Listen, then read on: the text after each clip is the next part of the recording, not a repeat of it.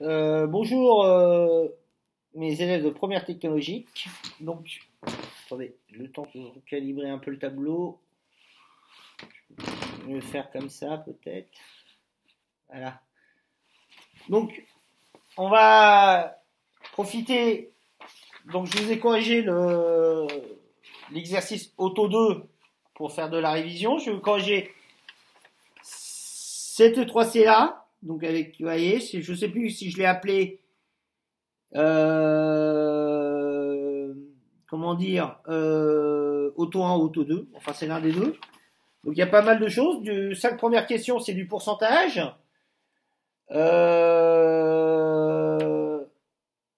Et puis ensuite des inéquations. Alors qu'est-ce qu'on a sur ce thème-là de révision auto comme vidéo? On a auto 1, auto 2, une vidéo privée qui reprend vos erreurs, une vidéo corrective, et une vidéo qui peut vous aider sur ce type d'énoncé qui s'appelle méthode, je sais plus comment je l'appelais, méthode des tableaux de signes. Voilà. Je vous posterai le rythme de travail sur les exercices de révision parce que vu un petit peu le retour que j'ai sur vos copies, le faible retour qui est un peu trop faible, mais j'ai l'impression que ça prend un petit peu au niveau de la volonté et de la motivation de travail. Donc j'aurai certainement plus de retours pour les prochaines fois. Une fois par, donc je vous mets chaque semaine 2 exercices d'automatisme. Auto 1, auto 2. Alors là, les prochains s'appelleront auto 3, auto 4. Et voilà. Et je l'ai une fois par semaine, peut-être le mardi, par exemple, qui est un beau jour, je ferai la correction. Donc je vous envoie ce soir sur vos espaces pronotes 2 nouveaux exercices à faire pour mardi prochain. Tout en sachant que on a 2 exercices de suite à faire pour la fin de la semaine. On a, je crois que c'est pour mercredi, et on a pour vendredi une fiche proba. Alors, question 1. Donnez le coefficient multiplicateur correspondant à une hausse de 13%. Alors, donc, on a P1, P0, P1, et entre les deux, on lui fait plus 13%.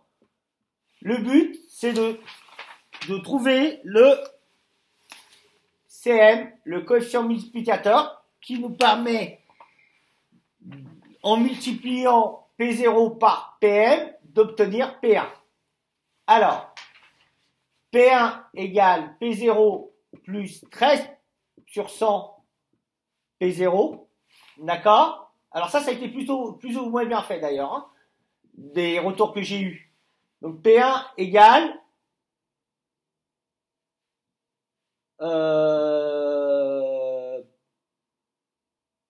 P0 facteur de 1 plus 0,13. Donc P1 égale 1,13. 1 plus 0,13. P0. D'accord? Donc conclusion.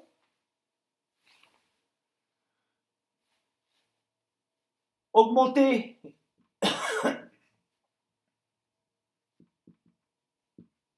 une quantité de 13% revient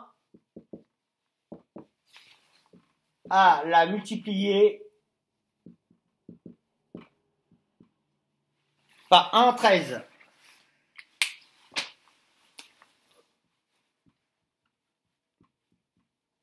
D'accord? Alors, dire si le coefficient multiplicateur de 0,6 correspond à une hausse ou une baisse et indiquer le pourcentage d'évolution associé. Alors, là, c'est la question inverse. On a P0, P1, et on a multiplié par 0,6. On a le coefficient multiplicateur. Et on veut chercher le taux d'évolution en pourcentage. Le pourcentage qu'il faut appliquer à P0 pour arriver à P1. Alors, Ben là, c'est l'exercice à l'envers, c'est multiplier une quantité par 0,6, c'est revient à lui appliquer une baisse de 40%. D'accord? Ok?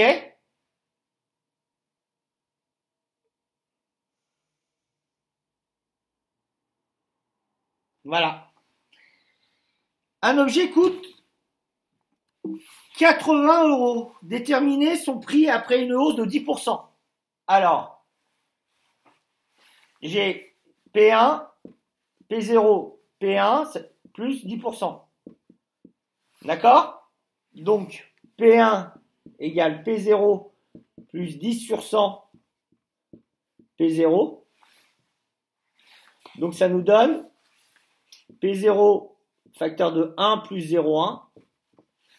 Et donc, ça nous donne P1 égale 1,1 P0. Ici, notre P0 vaut 80 €.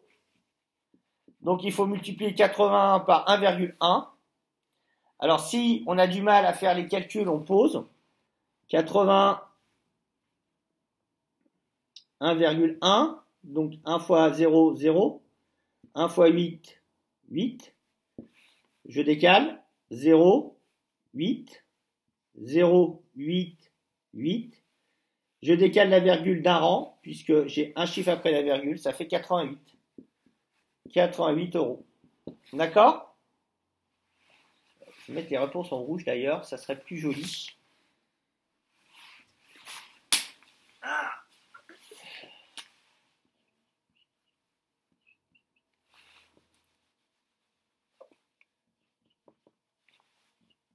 Voilà, pour les 3 premières questions. Ça, c'est la question 3. Voilà, je vous laisse un petit peu faire pause si vous avez besoin. Et moi, je vais effacer. Hop, excusez-moi. Et voilà, on va enchaîner sur les questions suivantes. Et on a encore du pourcentage? Ouais. Ah oui. Ah oui, là, on veut déterminer un taux en ayant 2 prix ou 2 quantités. Alors, ce genre de questions, c'est toujours pareil. Alors, pour faire ça, il suffit tout simplement de faire ce genre de raisonnement. D'accord? Au brouillon. Alors, nous avons une maison qui a une superficie S0 de 160 mètres carrés. Nous faisons une surévaluation. Les propriétaires font une extension de 32 mètres carrés.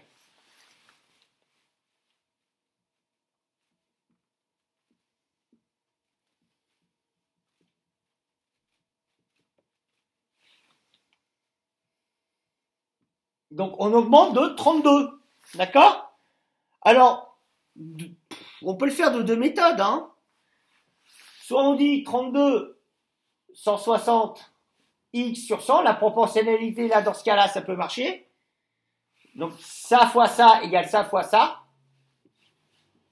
D'accord? C'est-à-dire que on veut savoir quel pourcentage ça fait. Un pourcentage, c'est une base 100. Alors ça, c'est le cas le plus simple. Je sais qu'il y a beaucoup qui aiment bien cette méthode-là. C'est une méthode qu'on avait appris en 4e. D'accord? Donc ça fois ça, ben, ça fait 160 est égal à 100 fois 32. Donc 160x égale 3200. Alors, x est égal à 3200 que divise 160. D'accord? Alors, il faut faire cette division. Mais avant de faire cette division, on peut déjà faire une simplification. Toujours avec les fractions, il faut penser aux simplifications. Donc déjà, je peux barrer un 0. Donc il me reste 320 sur 16. Alors, 320 sur 16, il y a 2 méthodes pour faire ce calcul-là en posant. Soit on fait la méthode de simplification de fractions. Ça veut dire que on décompose les numérateurs et les dénominateurs en éléments, on les décompose en éléments plus simples. Donc 320 c'est 16. Alors on a du mal peut-être. Alors 32 c'est 4 fois 8. D'accord? Et 320 c'est 32 fois 10 fois 2 fois 5. Sur 16 c'est 8 fois 2. D'accord? Et là, 8 divisé par 8, ça se simplifie. 2 divisé par 2, ça se simplifie. Donc, il me reste au numérateur. 4 fois 5 égale 20. Donc, 20%. Première méthode. Deuxième méthode, si on ne pense pas à ça, c'est de poser, comme en sixième, cinquième, la division. 32, en 32, combien de fois 16? Ben, il y va deux fois. 2 fois 16, 32, mais là, il faut connaître les tables de multiplication, n'est-ce pas, madame? Elle se reconnaîtra. Alors, 32 moins 32, ça fait 0. Je abaisse le 0. Et en 0, combien de fois 16? 0. Donc, on retrouve bien le même résultat. D'accord? Voilà. Alors ça, c'était facile. C'était de la proportionnalité. Donc, voilà comment on peut faire ce genre de choses. Ou la deuxième méthode, qui est un peu plus adaptée au niveau première, c'est dire que S1, ça va être égal à quoi? La nouvelle surface. Ça va être égal à la surface de départ, auquel j'ai rajouté 32. Donc 192 mètres carrés. D'accord? Alors, nous, on veut savoir le pourcentage d'évolution. Donc S1 égale S0 plus une augmentation, c'est-à-dire T sur 100 S0. Et donc là, on va passer le S0 de l'autre côté, parce que nous, on cherche T. Donc dans ces trucs comme ça, il faut savoir identifier les variables, les inconnus, et les variables qui sont connues. C'est-à-dire que S0 et S1 sont des choses connues. S0, c'est 160, et ça, c'est 192. Donc ça nous fait S1 égale moins S0 égale T sur 100 fois S0. D'accord? Alors je divise à gauche et à droite par S0. Ça fait S1 moins S0 que divise S0 égale T sur 100 fois S0 sur... Alors je vais me mettre en vert. S0. D'accord? Ok? S0 divisé par lui-même, vous savez très bien que quand vous divisez un nombre par lui-même, vous obtenez 1. Donc ça se simplifie, ça fait 1. Et là, je vais... Donc ça se simplifie. Hop. Et là, je multiplie par 100. À gauche et à droite. Et là, c'est pareil, 100 divisé par 100, ça veut se simplifier. Je vais mettre là, par exemple, T sur 100. T fois 100 sur 100. Je vais mettre en rouge. Comme ça, vous voyez bien le code couleur. Ça peut vous aider. D'accord? C'est égal à ça. Vous voyez, 100 fois tout ça. Ok? Et là, 100 sur 100, ça se simplifie aussi. Et donc, il ne me reste plus que T.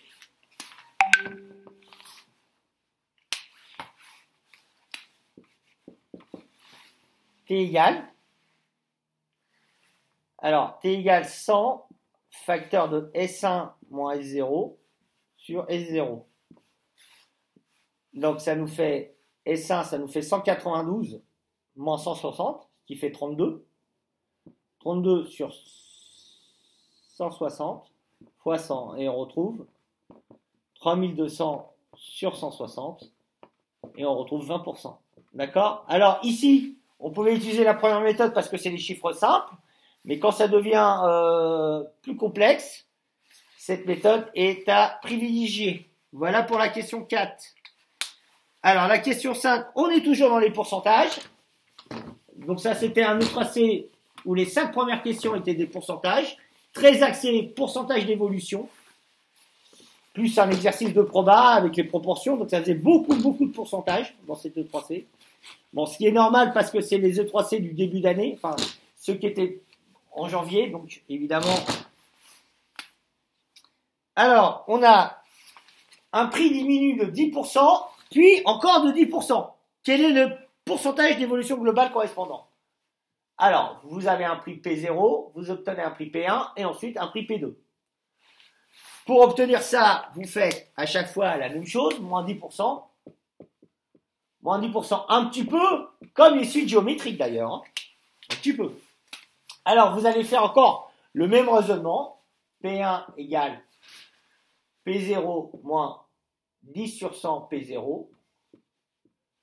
Donc, égal à P0 moins 0,1 P0. Parce que 10 sur 100, c'est 0,1. Donc, ça nous fait 0,9 P0. Première. Donc, ici, on a trouvé le premier coefficient multiplicateur que je vais mettre en vert. En rouge, tiens. Pour changer.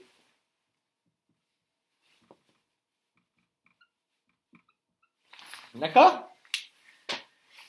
Maintenant, il faut que je détermine le deuxième coefficient multiplicateur, celui qui est entre P1 et P2. Donc, P2 égale P1 moins 10% de P1.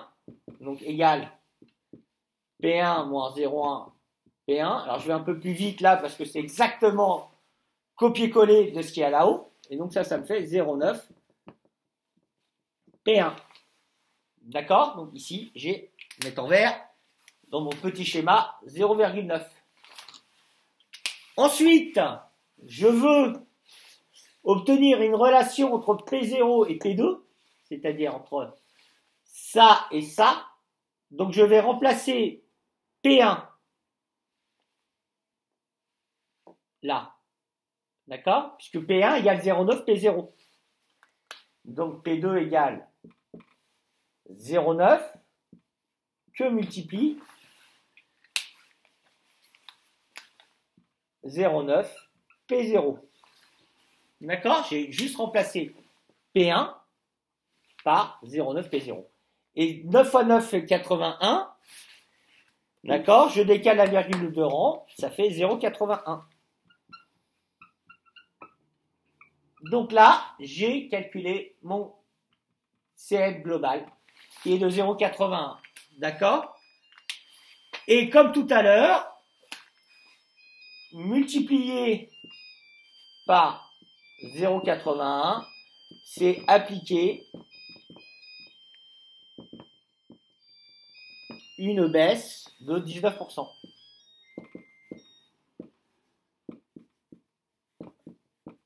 D'accord? Tout à l'heure, c'était multiplié par 0,6 et appliquer une baisse de 40%. Alors pourquoi? Parce que si vous voulez 0,81 fois 100, ça fait 81, et 81 plus 19, ça fait 100. Ou on raisonne comme ça, ou on se dit que, admettons que P0 égale 100 euros. Si P0 égale 100 euros, P2 va valoir 100 fois 0,81, c'est-à-dire 81 euros. Qu'est-ce qui se passe entre 100 et 81? Il y a une baisse de moins 19. Et comme c'est une base 100, ça fait 19%. Voilà pour les questions 1, 2, 3, 4, 5. D'accord? 1, 2, 3, 4, 5. Alors, dressez le tableau de signes de 5x moins 9. Alors, ben ça c'était facile quand même. Hein. 5x moins 9. 5x moins 9, négatif pour 5x inférieur à 9. Donc pour x inférieur à 9 cinquièmes. Alors là, je m'arrête 5 minutes parce que j'ai vu sur des copies x inférieur à 2,25. Qui c'est qui vous demande d'écrire le nombre sous forme décimale? Personne. Parce que là, 9 cinquièmes, non, attends, ouais, c'est ça, j'ai vu 2,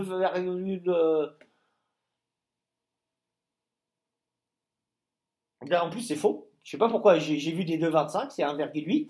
Mais quand on vous demande rien, vous laissez le truc sur fraction. S'il vous plaît. Alors, on va faire... Parce que si c'est par exemple... si on avait 10 tiers, bah 10 tiers, vous pouvez pas l'écrire sous forme décimale. Parce que ça fait 3,33333 à l'infini. Donc quand vous avez un résultat en fraction, vous le laissez en fraction, sauf si on vous demande de l'écrire sous forme décimale ou de donner un arrondi. Mais si on vous demande rien, vous faites rien. Alors, x moins l'infini plus l'infini, 9 cinquièmes. On a 5x moins 9. 5x moins 9 est négatif pour toutes les valeurs de x qui sont inférieures à 9 cinquièmes. Négatif, nul, positif. Voilà. Et je continuerai sur une prochaine vidéo.